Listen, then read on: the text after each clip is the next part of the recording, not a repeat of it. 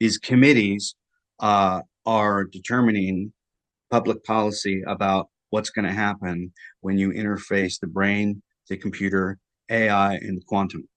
Can you imagine that in 10 years when we are sitting here, we have an implant in our brains, and I can immediately feel, because you all will have implants. Humans are now hackable animals. You know, the whole idea that humans have, you know, they have this soul or spirit and they have free will and nobody knows what's happening inside me. So whatever I choose, whether in the election or whether in the supermarket, this is my free will, that's over. Free will, that's over. Free will, that's over. We are really acquiring divine powers of creation and destruction. We are really upgrading humans into gods. We are acquiring, for instance, the power to re-engineer life. And all this story about Jesus rising from the dead and being the Son of God, this is fake news. That's going to end everything. Period.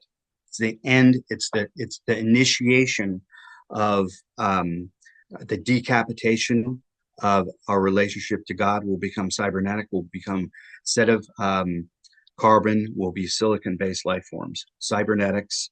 And they're going to do this via voluntary compliance. Most people will walk right into it, not even knowing that they're doing it or want to do it. Because there's portions of the population all over the world, in the younger generations, that feel that humanity has no hope at all. And they're going to fuse with this technology already. So the brain-computer interface, it's tied in to everything. All our warfare systems, all our banking systems, all our health systems, all in the ways we do commerce and move about in culture. This is the extinction level event because you no longer are an organic free will human being. You're now fused, tied into the cloud. And there's a documentary film crew that's recently contacted me, and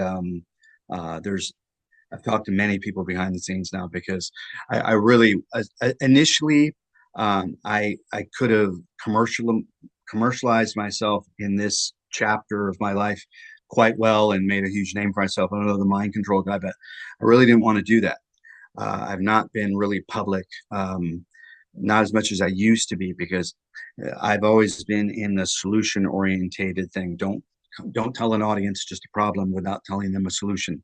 So I don't want to come here and say, okay, we're at the end of civilization and that's it, goodbye, have a nice day, rather than inform your audience, inform the people that will see this either live or taped or a year from now or 6 months from now, that this is the point where you can no longer be a spectator, period. Because everything that's in the news today, when this will be aired, is not relevant at all.